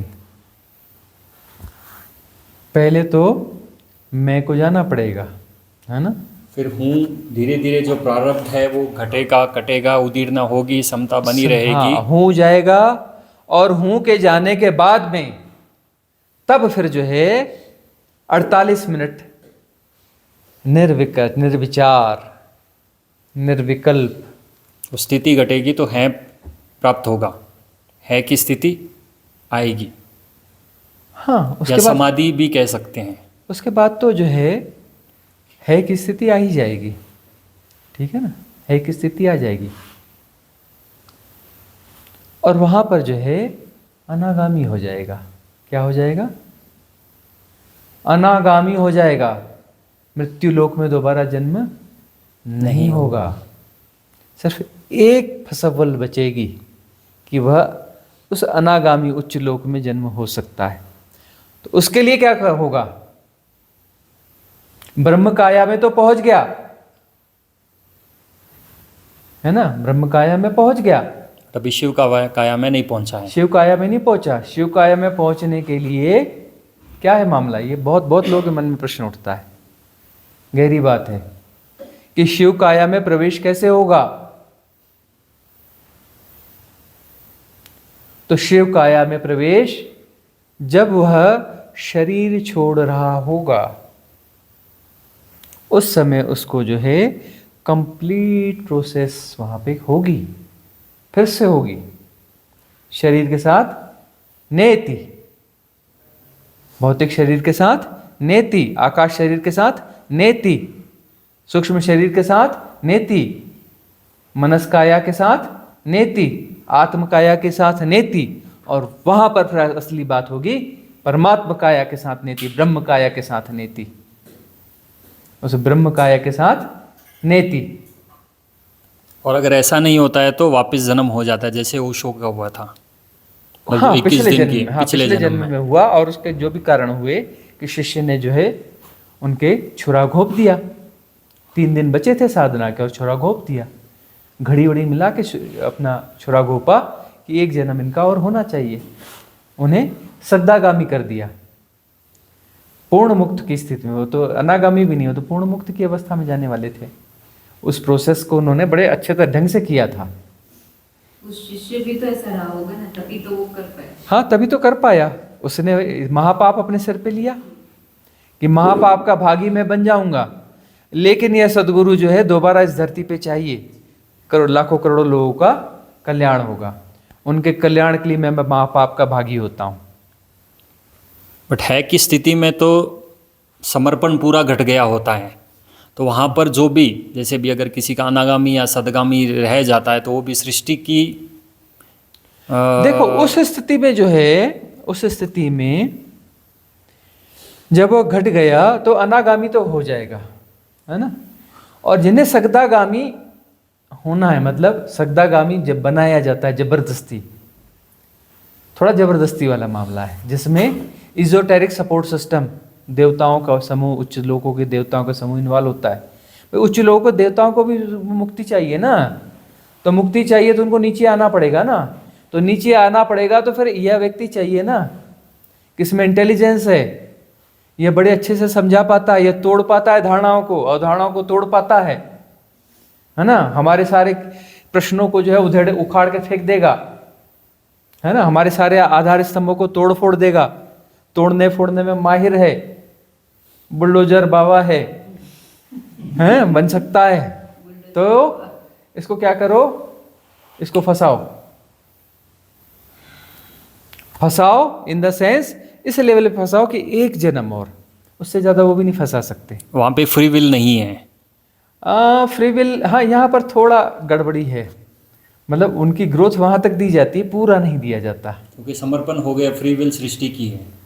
वो जो है वहाँ पर जो है सृष्टि की एक व्यवस्था है ना। सृष्टि में बुद्ध पुरुष जो है वो सदा से रहते हैं।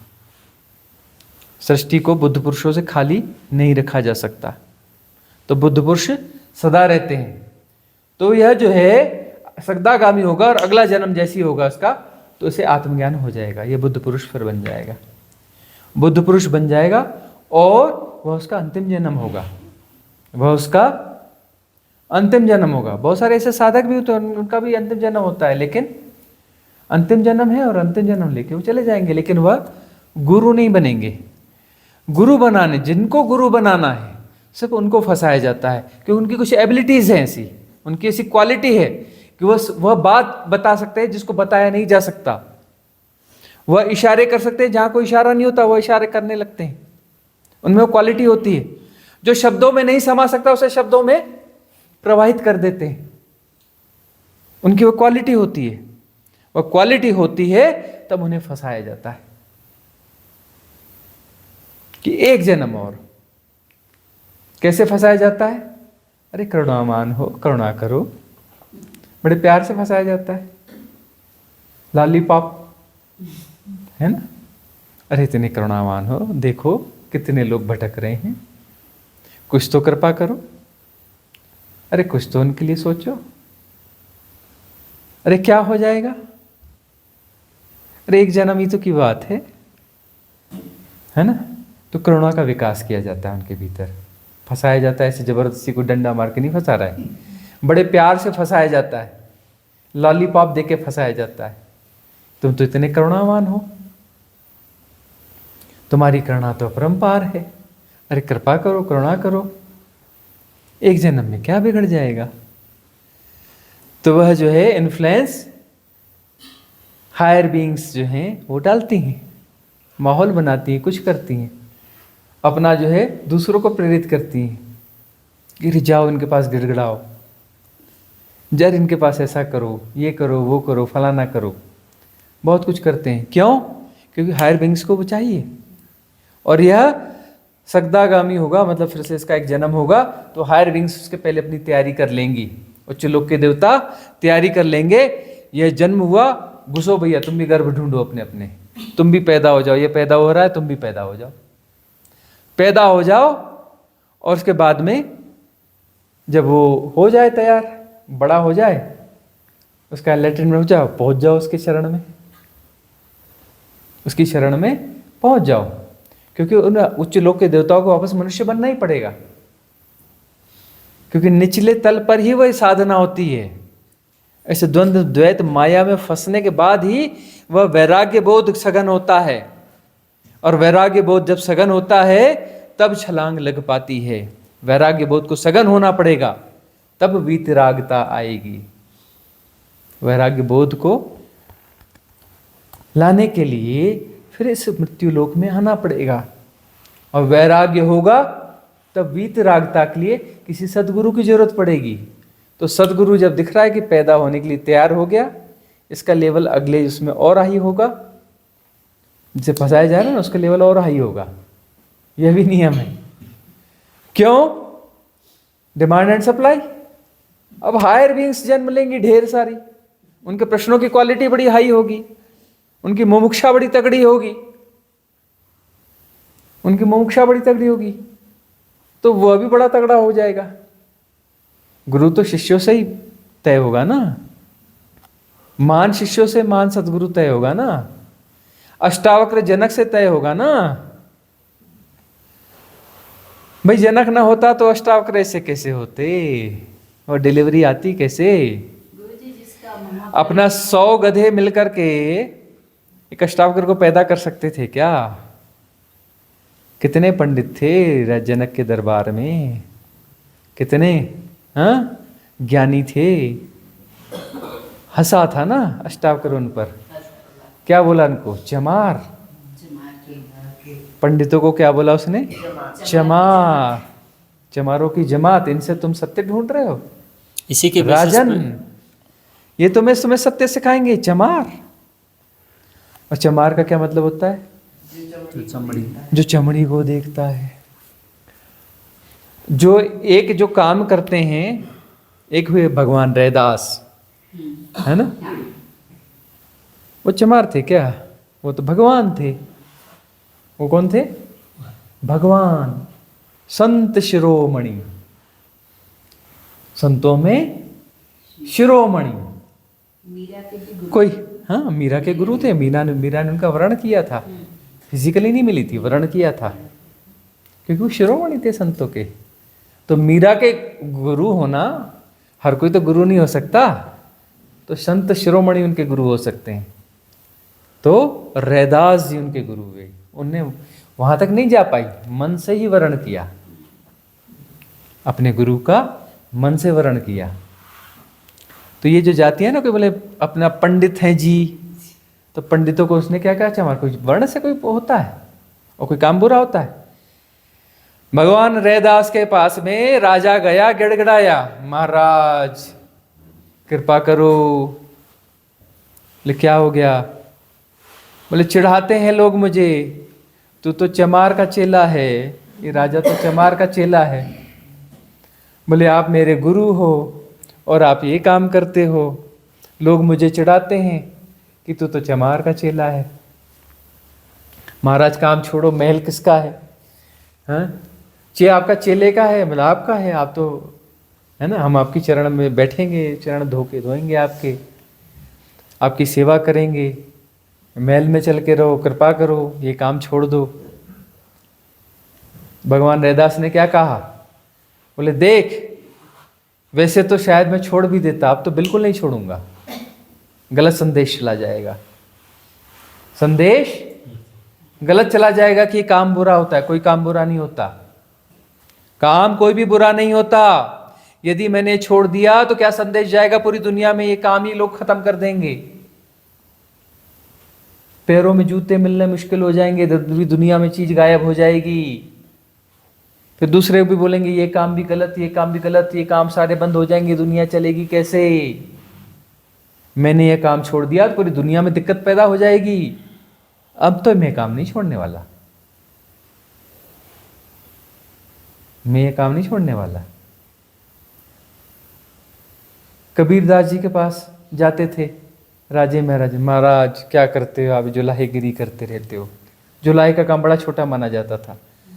काहे ऐसा कर रहे हो, कृपा करो, झोपड़ी में रहते हो, इतने लोग आते हैं, ढंग से बैठने की जगह नहीं, कृपा करो, कुछ बना देते हैं आपके लिए, चाहो तो महल ले लो हमारा, हम बाहर, हम दूसरा कहीं जुगाड़ बना लेंगे, स्वीकार करो, कृपा करो, कृपा करो। ऐसा कहा और डांट पड़ी, डंडा पड़ता था कबीरदास जी, बैठ, निकल यहां से, भगाओ उसको यहां से बाहर, है ना, डंडे पड़ते थे। बोले कैसे, कौन सा काम बुरा है? कोई काम बुरा नहीं होता, कोई अच्छा नहीं होता, करने की भावदशा होती है ना। और कोई वर्ण नहीं होता कि ये ब्राह्मण का बेटा तो ब्राह्मण और इसका बेटा तो ये, फालतू की बातें। अरे वर्ण अपने तय करने पड़ते हैं अपने फ्री विल से। तुम साधक हो, सच्चे साधक हो, मतलब ब्राह्मण हो। ब्राह्मणत्व तो अर्जित किया जाएगा, ऐसे कैसे ब्राह्मण हो जाओगे? साधक होने से ब्राह्मण हो गए? नहीं, साधना सफल होगी तो ब्राह्मण होगे, ब्रह्म के अंश हो जाओगे, ब्रह्म को जियोगे, ब्रह्म की चर्या पे उतरेगी, ब्रह्म जैसे जियोगे तब ब्राह्मण होगे। ब्राह्मण को में जब प्रवेश होगा, हाँ, लेकिन ब्राह्मण कोई अंतिम स्थिति नहीं है, याद रखना। ब्राह्मण का परम स्थिति में नहीं हो गए, ब्रह्म की जैसी चर्या हो गई तो एक उच्च स्थिति में जरूर आ गए, लेकिन मुक्ति नहीं हुई है, याद रखना। बीच की सीढ़ी है, कोई परम स्थिति नहीं है, हाँ? परम स्थिति नहीं है। तुमरी गत मित कोई न जाने, तुम्हारी गत मित किसी ने नहीं जानी। कोई न जाने तुम्हारा अंत, ऊंचे से ऊंचा भगवंत, उसका अंत जाना नहीं जा सकता।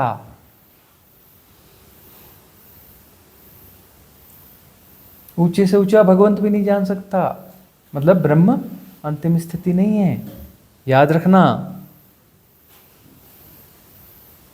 लेकिन उस स्टेज पर पहुंचने वाला ब्राह्मण कहलाता है। तो ये सब जो है कैटेगरीज रही हैं, है ना। इस कैटेगरीज को बाद में जाति से बांध दिया गया। ब्राह्मण यानी कि जो साधना की उच्च स्थितियों में जाएंगे। बोले जो पढ़ाकू लोग हैं वो ब्राह्मण है, पढ़ाकू उड़ाकू ब्राह्मण नहीं होता, पढ़ने पढ़ाने वाले ब्राह्मण। अरे उस समय पढ़ना पढ़ाना ही एक ही चीज होती थी। बोले ब्रह्म को ही पढ़ना है, ब्रह्म को ही पढ़ाना है, इसलिए ब्राह्मण होते थे वह।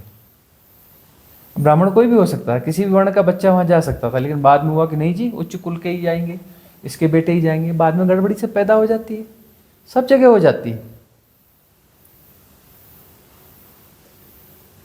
गड़बड़ी पैदा हो जाती है।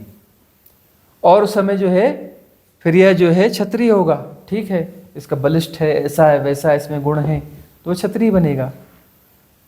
यह जो वणिक है गुणा भाग वाला है, चल बे गुणा भाग वाले तू लाला बन जा, गुणा भाग करता रहे। हाँ, और जो इंजीनियर होते थे, टेक्नीशियन होते थे, उनको कहा जाता था शूद्र। शूद्र का मतलब जो है इंजीनियर एंड टेक्नीशियंस, जो इनको टेक्नोलॉजी का पता है। बाकी तो सब ऐसे ही हैं, वो एक ही दिशा में लगा है, दुनिया चला सकता है ब्राह्मण। हाँ, कोई अपना जो है क्षत्रिय दुनिया चलाएगा, वो तो वही सब फालतू के काम में लगे हुए। एक हिसाब से देखो तो दुनिया के हिसाब से वो अब एक हिसाब से ठीक है, ब्राह्मण यानी जो साधना में लगा है, और जो वो है क्षत्रिय वो रक्षा में लगा है। एक वैश्य है हिसाब किताब में लगा है, अनाज इकट्ठे कर रहा है, बेच रहा है, ये कर रहा है, वह कर रहा है। दुनिया कौन चलाएगा? टेक्नीशियन और इंजीनियर। उनको बोलते थे शूद्र। शूद्र यानी उच्च शब्द था, बाद में उसे निम्न मान लिया गया। भाई कोई अपना लोहार होगा, कोई सोनार होगा, कोई कुछ होगा, कोई जो है अपना क्या होगा, एग्रीकल्चरिस्ट, फार्मिंग करने वाला होगा। फार्मिंग यानी बहुत बड़ी टेक्नोलॉजी है। हाँ, तुमको अभी खेत दे दिया जाए, फसल उगा के बता दो, इधर न उधर गड़बड़ करोगे फसल को बर्बाद कर दोगे। हाँ, बड़ी गहरी सेंसिटिविटी चाहिए, कब पानी चाहिए कब नहीं चाहिए, कब पानी खोलना है, कब निंदाई करनी, कब गुड़ाई करनी, कब बिजाई करनी, कब क्या करना। छोटी मोटी बात है, वो छोटी मोटी बात है, बहुत बड़ी टेक्नोलॉजी है, बहुत बड़े टेक्नीशियन की जरूरत है वहां पे। शूद्र का मतलब होता था टेक्नीशियन एंड इंजीनियर। एक्चुअली संसार को चलाने वाला वही होता था, है ना। अब जो है, अब हम उनको मान्यता देते हैं, इंजीनियर साहब नमस्कार। अब शूद्र है, शूद्र को अब बड़ी मान्यता है। हाँ, कोई अपना जो है कारीगर है, टेक्नीशियन है, ये है वो है, फैक्ट्री बनाने वाला है, फैक्ट्री चलाने वाला है, एग्रीकल्चर। अब हम इनको जो है, इनको बड़ा सम्मान देते हैं। लेकिन अभी वो वर्ण के साथ जुड़ा हुआ है। जो रियल शूद्र हैं वो तब सम्मानित हो, वो पहले भी सम्मानित रहते, अब तो बहुत ज़्यादा सम्मानित हो गए शूद्र। यानी जो भी टेक्नीशियन है, इंजीनियर है ना, बड़ी बड़ी पोस्टों में रहते हैं, प्रोजेक्ट मैनेजर्स, ये वो सब यही तो होते हैं, यही टेक्नीशियन और इंजीनियर ही तो होते हैं। अभी वो जातियों के साथ जोड़ के देखा जाता है। अरे खून निकाल के देखो, सबका खून वही है, सब वही, सब सेम एबिलिटी में है, वननेस है, कहाँ का द्वैत है। ये जाति, वो जाति, फलाना, ये धर्म, ये क्या कूड़ा कबाड़ा धो रहे हैं। इस कूड़े कबाड़े से ही बाहर नहीं हो पाते तो वो मेधा व इंटेलिजेंस जागेगा कहाँ से? गुणा भाग हिसाब किताब ही तो है कि तू ये जाति, वो धर्म, वो फलाना, ये क्या है? गुणा भाग ही तो है, हिसाब किताब ही तो है। गुणा भाग हिसाब किताब में रहोगे तो क्या बाहर जा पाओगे, मुक्त हो पाओगे?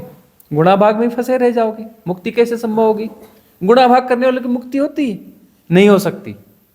जाति धर्म के गुणा भाग में फंसा है, फंसा ही रहेगा वह। फिर स्कूल का बस्ता उठाएगा, फिर बोलेगा A for apple, B for boy, है ना। यही जो गुणा भाग लगाते थे ना, जाति धर्म राजनीति यह वह ऊंचा नीचा, ये जो फिजूल की बातें करते रहते हैं, ये लोग क्या करते हैं, फिर स्कूल का बस्ता उठाते हैं, फिर ए फॉर एप्पल, फिर बी फॉर बाय, फिर जिंदगी भर गुणा भाग लगाते हैं, फिर मर जाते हैं, फिर स्कूल का बस्ता उठाते हैं, फिर A for apple B for boy. डंडे मारती है प्रकृति कि बेटा लेसन लिया नहीं, तुझे पढ़ने भेजा था ना, पास क्यों नहीं हुआ, फिर सनाक से सोटा पड़ता है, चल स्कूल का बस्ता उठा वापस, फिर से A for apple B for boy कर। सीखने भेजा था, गधा सीखता नहीं है, फिर जाके फंस जाता है, जाति धर्म ये वो ऊंचा नीचा फलाना से दिखाना, कूड़ा कचरा। पढ़ने भेजते हैं और पढ़ते हो नहीं, कुछ दूसरा काम करते हैं। बहुत सारे बच्चे होते हैं स्कूल में जा करके बंक मार करके इधर उधर बदमाशी करते रहते हैं, फेल हो जाते हैं, फिर सोटा पड़ता है, चल वापस बैठ।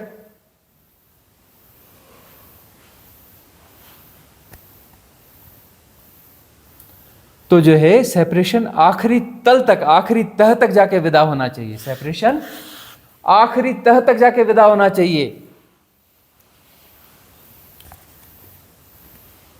आत्मा भी विसर्जित होनी चाहिए, परमात्मा भी विसर्जित होना चाहिए। सब हाइपोथेसिस है, कॉन्सेप्ट है, सब विदा होना चाहिए। आखिरी तह तक जाकर सेपरेशन विदा होना चाहिए, तब परम सत्य, तब परम मुक्ति। उसके पहले कोई परम मुक्ति नहीं है।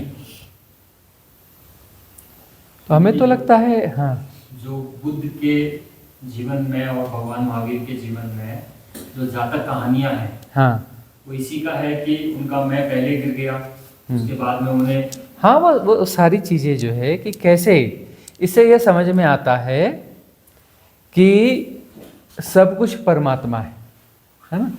हम कहते हैं ना, पत्थर भी क्या है, परमात्मा है, थोड़ा ज्यादा सोया परमात्मा है ना, जड़ परमात्मा है, और पत्थर भी परमात्मा की यात्रा पर है, कीट पतंगा भी परमात्मा की यात्रा पर है। क्यों? क्योंकि परमात्मा है, इसलिए परमात्मा की यात्रा पर है ना। मतलब सोया हुआ परमात्मा और जागा हुआ परमात्मा, यही फर्क है।